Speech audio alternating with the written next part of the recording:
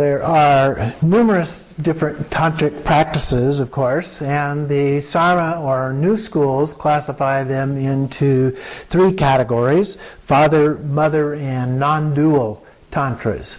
There's not agreement as to exactly what the definitions of those categories are, nor the exact tantras that fit into each of those categories, but here is one example. Or one version. The Father Tantras focus on developing the illusory body, or others say blissful awareness. So the things that tend to fit into those categories, one or the other of those categories would be considered Father Tantras. The Mother Tantras focus on wisdom or enlightened awareness. So again, those that tend to focus on those would fit into the Mother Tantra category. The non-dual Tantras are more balanced between the two, and so they tend not to have one particular slant versus the other, but they fit together and have a more balanced approach. Some examples are Guhya Samaja and Yamantaka are considered, generally speaking, to be Father Tantras, and the Chakrasamvara and Vajrayogini are generally considered to be Mother Tantras, whereas Kalachakra is considered by some to be a non-dual Tantra. They don't all agree on the classifications of the categories, the definitions of the categories, as I mentioned, so they do vary somewhat. It's not particularly important that you know exactly which category something fits into, because it is kind of open in that regard. The content of the tantras also varies considerably, and so that is something else that we need to take into consideration. But there are similarities, and so we're going to look at the pattern that they tend to fit into. They may not all follow this exact sequence. They may include things that are not listed here. They may exclude things that are listed here. And in some cases, they may put them in different order. And so there's not a rule that says it has to be in a certain way. It can vary, and so we just need to be flexible when we look at this. However, having this outline will give you a way of looking at it to help understand what is included in the Tantra. So as you read through a Tantra or a sadhana, you can look at it in terms of these practices and say what's there, what's not there, what's in what order, what fits where in terms of the outline. And it can be very helpful in gaining better understanding of what is in there and why it is in there.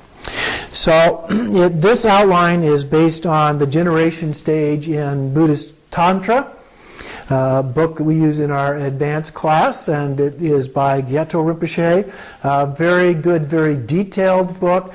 And so this is something that can be helpful to you if you want to know a lot more about how this all fits together. So we start off with what are referred to as the general preliminaries. So the very beginning, there are a few things that we typically see in the Tantra or the sadhana. And so we have the title, of course, and then the homage to the Lama or to the Yidam, as the case may be. And then there is a commitment, that is, why this is being written, a statement typically by the author of what it is for, what commitment is being fulfilled as a part of this, or the particular benefit for sentient beings, and so forth. And then there's almost always something about the four thoughts that turn the mind as a way of kind of incentivizing us to do these practices, if you will. So if you recall, those include precious human life, the impermanence, karma, suffering, and then we have refuge. Now refuge involves, first of all, a refuge tree. It may describe the refuge tree, it may not. And so we can always fall back on the refuge tree that we used when we did the Nundro practices. If we don't have the particular one that is associated with this practice, we can always use one of the others associated with our lineage. So it may or may not be described. There are also different levels of refuge. Those levels of refuge include outer, inner, secret, and most secret. In some cases you will see all of those. In other cases you may only see one, and it may not even mention what it is. And then there's usually a verse or set of verses related to bodhicitta. It may be aspiration bodhicitta, it may be action bodhicitta, it may be both of those, it may be separate verses for each of those. Then we get to the specific preliminaries. Those were the general preliminaries. Now we get to the specific preliminaries. And the first thing that we need to do is clear away potential obscurations to doing the practice. So this is referred to as clearing away the non-conducive circumstances. So here we're expelling negative and demonic forces that might get in the way of trying to do these practices, and so we first go through a series of things that we do to help get rid of them. And it may include, as a part of that, a torma offering. Now, a torma is usually constructed out of flour and some water and a few other things, so it's molded into a dough, and then that is shaped much like a cone, only kind of rounded at the top. And it may be white, it may be red, usually white for peaceful deities, red for wrathful deities. It may have some circles on it that represent kind of a flower shape, maybe one, maybe two. And there are also very elaborate kinds of tormas that are sometimes used, and permanent, more or less, permanent kinds of tormas that may be used as well for this instead of handmade ones. And these may then be made as an offering, and they may be set outside for animals and so forth to eat, but they are being made to the spirits that might interfere with our practice. In addition to that, then as the deity, we usually manifest as the deity, and from our heart we send out light that radiates out and oftentimes is referred to as a hook. It actually hooks these demon or demonic forces and brings them in to receive the offering. And so we make the offerings, they take that, they are satisfied, and they depart. Or at least we hope they do. Because from our seed syllable, the next thing that may happen is we send out from our heart a burning fire. And a set of Vajra weapons and tiny harukas, tiny Buddhas that go out and destroy any demons that are remaining. And so, not exactly a Buddhist approach to doing things, but it's a symbolic gesture, because these demonic forces are not real things out there somewhere. These are things in our own mind. And so these are symbolic representations of destroying whatever things remain that might get in the way of us being effective in our practice. It also, by the way, destroys our own ego grasping as a part of that. The next thing then is to create a circle of protection. So what we're trying to do once we've eliminated the evil forces, now we want to protect ourselves in the environment and keep them from coming back in. And so from that, what we have are the Vajra weapons, such as mentioned above, that form a solid foundation of blue Vajras. And that means large ones, small ones, and they're all compacted in together to the point where nothing can get through. And in the middle of that,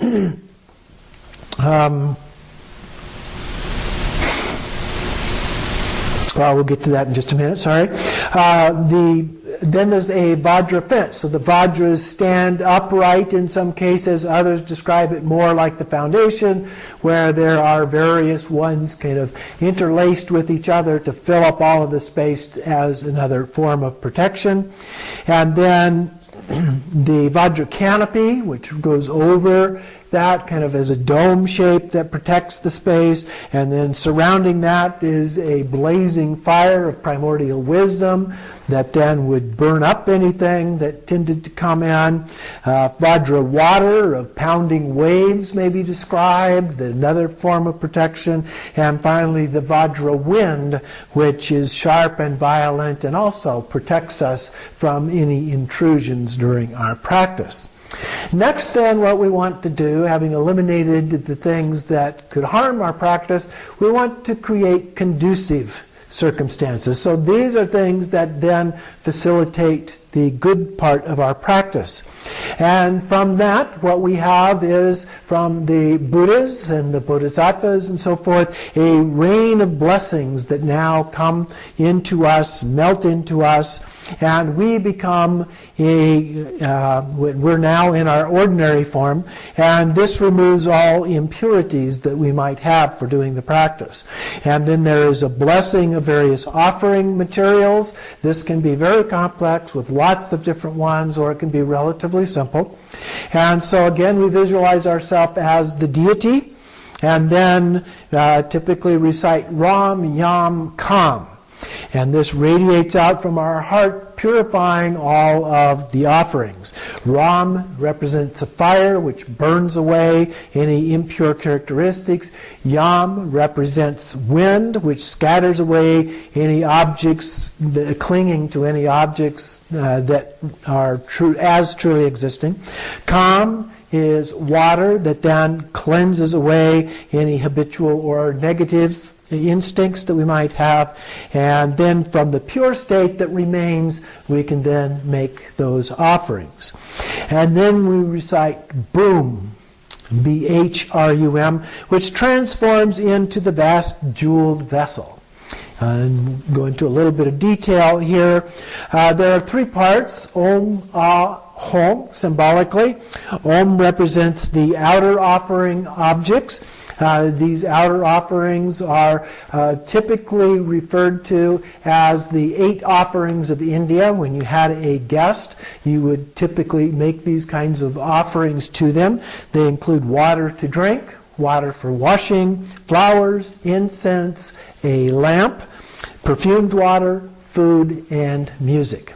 So we make those as the outer offerings. They also are represented on shrines with the various bowls. There's 7 bowls plus a lamp, a butter lamp that sits in there, and those represent those offerings. Typically the bowls are just filled with water, but in some cases they're also filled with symbolic representations of these 8 offerings.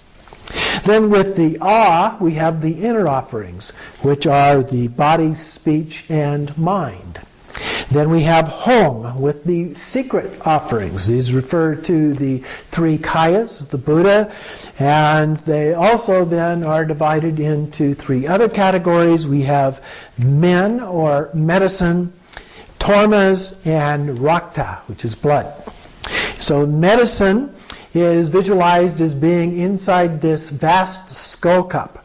So we cut off the top of the head. This skull then becomes a vessel. We visualize this as being a very large vessel, and its nature is appearance. It contains 5 meats. Those 5 meats are human, elephant, horse, dog, and cow.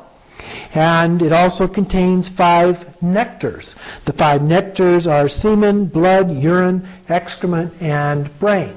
Now the Dalai Lama has been noted to say that we should not practice sexual yoga unless we are willing to eat and drink these meats and nectars.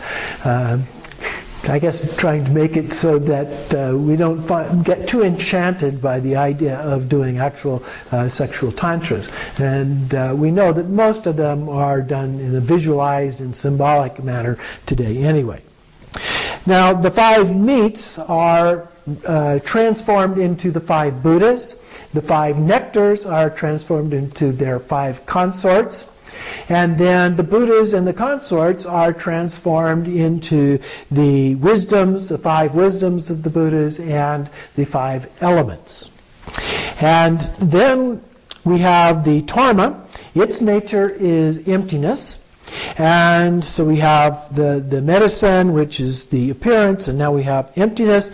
And this is the vast jeweled vessel. The vessel, the skull cup, represents the inanimate world. And it is great and wish-fulfilling and adorned with the sun and the moon, and it represents the animate world. The rakta, or blood, represents the appearance and emptiness in union, and it is a vessel, a freshly severed skull with blood, which represent desires and attachments that we might have. So these are symbolic representations. The actual nature is free from attachment and is desirous great bliss. All pure qualities are contained within the cup then. They've been transformed into these pure qualities as an offering. And then the Buddhas come and they actually drink these offerings, which is sometimes described in the actual text as well. So the third part then is called the yoga of meditative equipoise. This is where we develop the support, the seat for the Buddha, as well as the deity themselves. And so we begin with what is called the yoga of the physical mudra, and we start with the inner meaning. The inner meaning is referred to as the three meditative absorptions. The first one is the absorption of the nature of mind. And this one is emptiness, the Dharmakaya. Then we have the absorption on all appearances. This is compassion, or Sambhogakaya. And then the absorption of the primary cause, compassion and emptiness, Nirmanakaya. So we have the three kayas as the absorptions. Then we generate the support. This is the actual palace in which the deity resides. And so first we have an arrangement of the 5 elements. And this forms it's a symbolic representation of the universe. And so it's vast and expansive. There's no center, no periphery. And the 5 elements are space, air, fire, water, and earth. And then on top of that, we have Mount Meru, or sometimes referred to as Sumeru. And there are 4 sides. It's a little bit like an Egyptian pyramid with 4 sides. And the sides are coated in gold, lapis, ruby, and mother of pearl. Then in addition, on top of that, we generate the actual mansion, the celestial mansion. And there are 2 forms. There's a peaceful mansion and a wrathful mansion. So it depends on the sadhana and the deity, how wrathful they are, as to which of these are described in the process. But let's take a look first at the peaceful mandala. Here we have it surrounded by the 8 great cemeteries. So usually those cemeteries are described, sometimes in detail, the contents of the cemeteries, but they surround the area inside the protective circle. And then in the center of it is a 1,000-petaled white lotus, a sun disk with crossed vajra and a blue square. So there's this blue square in the center of this with a crossed vajra in the center of that. And the square forms the base of the foundation of this palace. It has 5 concentric walls, that is, walls within walls. So there's 5 layers of walls residing here. And they're all coated in jewels. The inner wall is the color of the actual deity as a part of this. And then on the outside of the walls, there is a landing that goes around the outside that is red. So we have this red landing, and on this landing are 16 offering goddesses, 4 on each side, facing inward toward the palace. And they hold the offerings that are being made here. The outside walls also have colors. The outside colors depend on the direction. So for east, the color is white. For south, it is yellow. In west, it is red. And north, it is green. Now, there are exceptions such as Kala Chakra, but these are the basic ones for most of these tantras. Then we have 8 great pillars or supports for the ceiling, and on those 8 are 4 great beams, 4 beams that run along these, 2 in each direction. So you have beams at each end of these 4, as well as at the cross points of each 4. Excuse me. And then the ceiling itself is covered with jewels. There are 4 entrances, one on each of the sides, in each of the directions, with pillared porticos in each of those areas. The main entrance is the east entrance. There is also a victory banner and umbrella that crown the roof. So this is our peaceful palace, the celestial palace, the peaceful mandala. The wrathful mandala, by comparison, the walls are made of dry, moist, and fresh skulls, all piled together. And then there are 8 pillars that are made of 8 great gods. The 8 crossbeams are made of 8 great nagas, kind of serpent-like creatures. And then the ceiling is covered with 8 constellations of stars. The windows are made of the sun, the moon, and the 8 planets. There is a hanging net of snakes and skulls inside, as well as rafters adorned with malas made out of fingers, skulls, the 5 organs, and the sun and the moon. In addition, the dome of the roof is a great god's skull, and the top of the roof is a heart, a banner and canopy made of human skin. It looks like a charnel ground inside and out, with pools of blood scattered around. And there is a black, violent wind blowing like a tornado, as well as a terrifying firelight that pervades the environment. So a very scary kind of a place. This is the wrathful mandala for wrathful kinds of practices. Now, the actual sadhanas may or may not describe this or even mention which form that it may take, and there are a few where there's even exceptions, such as Vajrayogini. Some of the Vajrayogini practices do not even have a celestial mansion at all. Next, we generate the seat of the deity.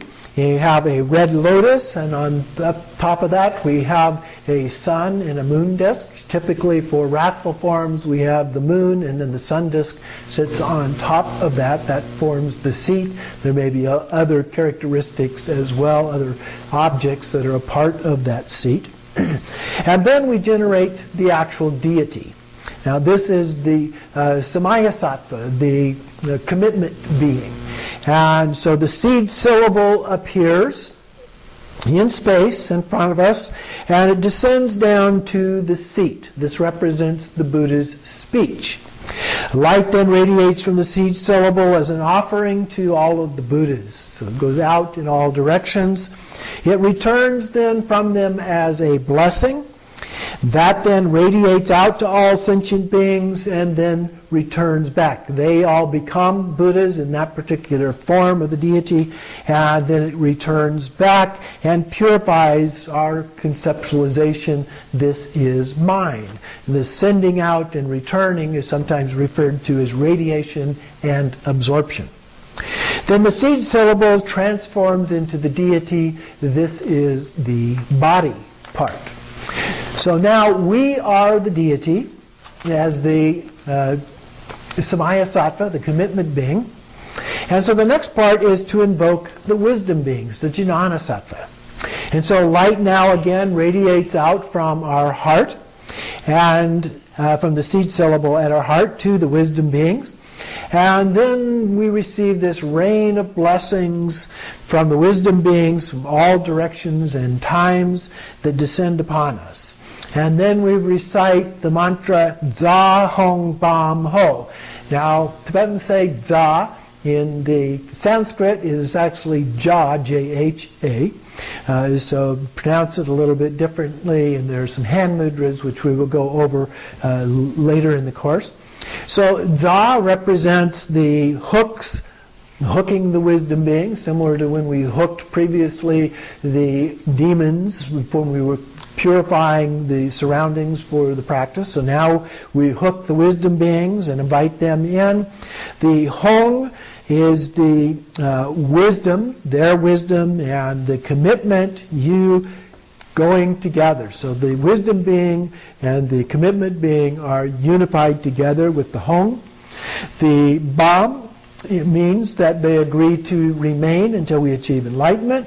And the Ho is that they then dissolve down into our heart. So now what we have is the form of the wisdom being, a small being, identical to us, the deity at our heart, and then us as the Samaya being, the Samaya deity in the form of the deity is a larger form. There are prostrations, offerings, and praises that may be done. Homage to replicas of ourselves, emanate to pay homage to the deities, and to make offerings. So again, we make outer offerings. There are countless forms of offering goddesses that emanate from our heart, holding the 8 offering bowls, those same 8 outer offerings, and the deities accept those and are pleased as a part of this.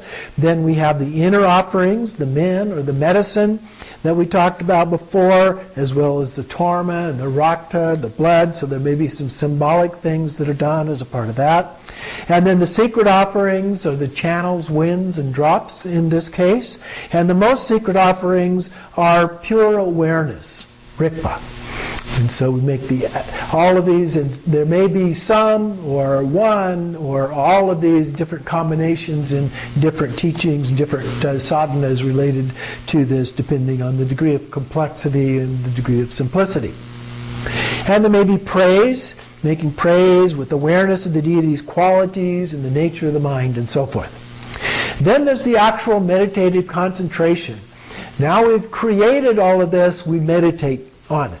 So one of the ways of helping to memorize and conceptualize all of this is to get a good picture of the deity, a good picture of the mandala, and look at it one piece at a time, similar to when we were doing Vajrasattva before and so forth. We look at the picture, a part of the picture, until we got a clear image of that, and then we set it down and try to remember that image. And go back and do it again. And we do this over and over and over again until we were able to just instantly bring up that image. And the same with the mandala. We can get pictures of most of these on the internet and find images that can be very useful as well, in some cases of explanations for that. And so the idea is to be able to generate that visualization, in some cases with the support of the text itself helping to describe that. So the meditative concentration is to do that, and then we have different experiences as a part of that. Clarity of the deity's characteristics, pride of the deity, the Buddha nature and playfulness of the appearances. We don't want to take these all too seriously. And then the deity's pure qualities, as well as bliss, clarity, and emptiness. Now these don't just magically instantly appear. It takes time for these to appear. But these are the experiences that we can have as we do the practice over and over again and we develop our experience. The next part is the mantra, called the yoga of speech recitation. So the syllables in the mantra actually represent the name of the deity, not in a literal way. It's not a literal translation of the name, but it's a symbolic representation of the deity, what it is that they are, what they represent. So they are arranged around the edge of the sun disk or the moon disk, which is at the heart of the wisdom being, at our heart. And so they're very tiny. They stand upright on the outer edge, not touching, but just above the outer edge of the sun disk or moon disk, as the case may be. And they rotate around. Now, if it is a male deity, these are typically arranged, the syllables are arranged in a clockwise fashion around the outside and facing in and move counterclockwise. Okay, so we read them from the inside, and they're moving by counterclockwise. The female deities are just the opposite. And so they are arranged counterclockwise, facing out, and they move in a clockwise fashion.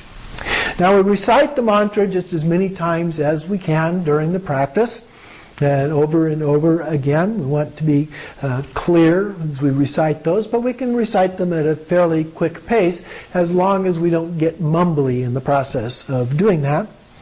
Then we visualize the mantra as a part of this. So there are different options in terms of how we do this. In some cases, the actual process is described in the sadhana itself. In other cases, it is not. So the first one of these is visualizing it as the individual syllables, just the way that we just described it. The next way is looking at it is spinning around. So it is you with the consort in union together.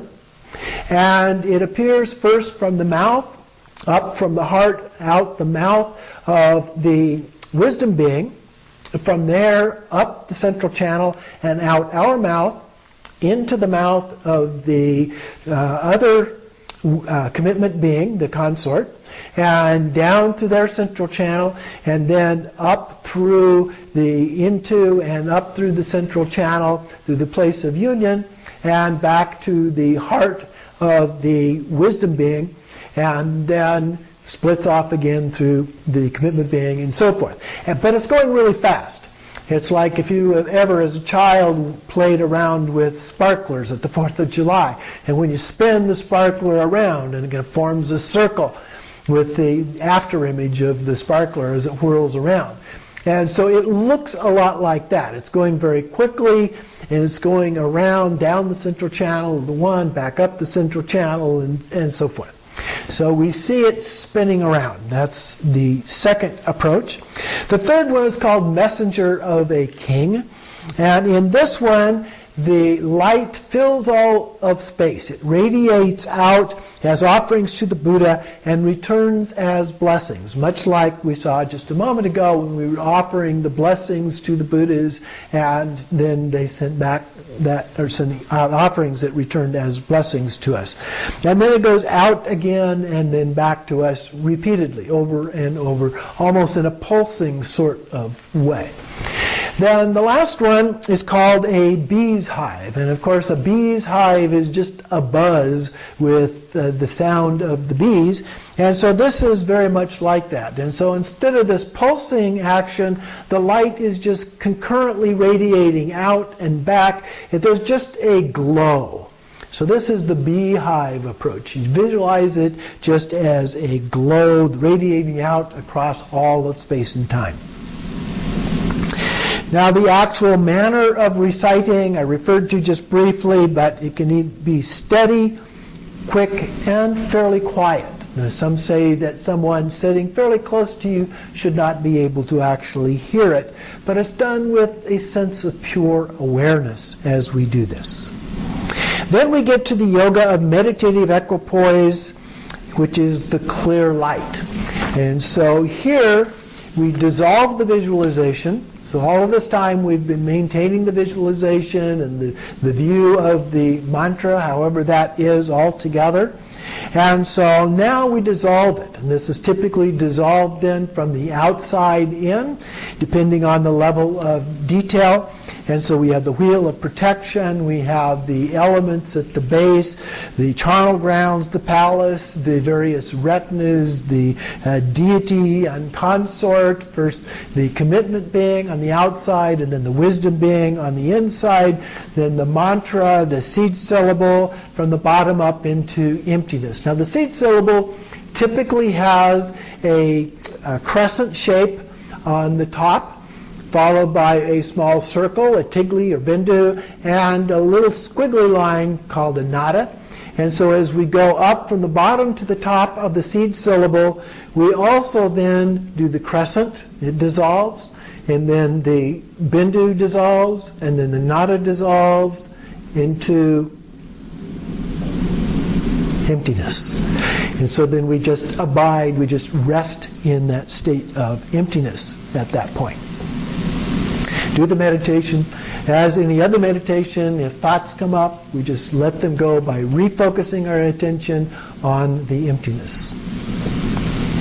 So we rest in this non-conceptual, pure awareness, or rigpa. Then, once we have completed our actual meditation, then we do the yoga of arising. So now we reappear as the deity. All complete deity, the mandala, everything reappears. And then there might be a Ganachakra, or Tsok feast, as a part of this. As I mentioned before, some of these can be very elaborate. In fact, in some cases, the Ganachakra is more elaborate than the rest of the practice itself. And it involves many, many prayers and mantras and offerings over and over and over again. And it may include a fairly elaborate actual feast for the participants being involved in that. And then after that, there are more practices. In some cases, it may include a very close to a complete practice of the actual sadhana as well, just in the Ganachakra, and then more prayers and praises and so forth. So it can be a very elaborate process. The most common time to do these are on special occasions, or from time to time these are also done as a part of a retreat, as I mentioned. And when it's done as a part of a retreat, it's usually done in the 4th session. Retreats are often divided into 4 or 6 sessions. When it's done in 4 sessions, there's usually one in the very early morning, one in the morning after breakfast, and perhaps some chanting that is done as a group. And then there's one in the afternoon. And then there may also be a group session there. And the 2 group sessions would be the 6th session version of this. And then in the evening there would be another session. And this would be the Ganachakra. The feast session would be a part of that one. And finally there are some concluding prayers as a part of this, the actual completion of the sadhana. And so we again make offerings and praise, recite prayers and so forth for supreme realization, enlightenment, and request forgiveness of any errors. You may also then repeat the Vajrasattva mantra. It's very common here as a way of purifying any mistakes that we made in the process of doing the practice. And then a dedication of merit. And so we dedicate the merit with the resolve of a bodhisattva. And then we recite any other auspicious closing prayers or things that are appropriate or provided. Sometimes it's just a general statement. Insert other auspicious prayers here. So you are dependent upon the Lama to give you instructions as to what things are to be inserted there. In other cases, some things are actually included in the sadhana, in some of the more elaborate ones.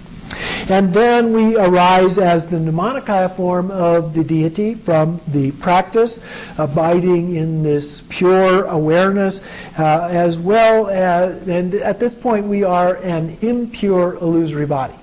Okay? We have not purified, we're not at the state of being an actual Buddha, we are the impure. But we are visualizing ourselves still as the deity. We do this throughout the day, throughout the night, all of the activities that we engage in throughout day and night. We imagine ourselves, we pretend to be the Buddha until we make it real. And good scientific evidence behind that practice for many, many purposes. And so it works well here too. It's one of the reasons that this approach, the deity yoga practice approach to achieving enlightenment, is so effective. Now, one of the reasons that we do these practices, as opposed to relying strictly on something like shamatha practice in the form of just focusing on the breath or just focusing on a particular object, doing these other elements actually enhances the practice in a way that is more effective. So we arise at that, we go about our deities. The result is what is called Vajra pride. This is not arrogance, which is an afflictive emotion, but rather seeing and feeling yourself as the deity. Now don't go around bragging that you are this deity. That would be very counter to Vajra pride. And you maintain pure view and you achieve the union of bliss emptiness. So in the Tantra, the goal is achieving this bliss, sense of bliss, emptiness, the enlightenment form of the tantric practices. So that is the basic outline, and as I mentioned, it's very helpful to use this outline to go and look at the sadhana, see how it's structured, see what's there, what's not. It helps you get an understanding of how it's put together, what the meanings are, and so forth. So that concludes this part of the teaching.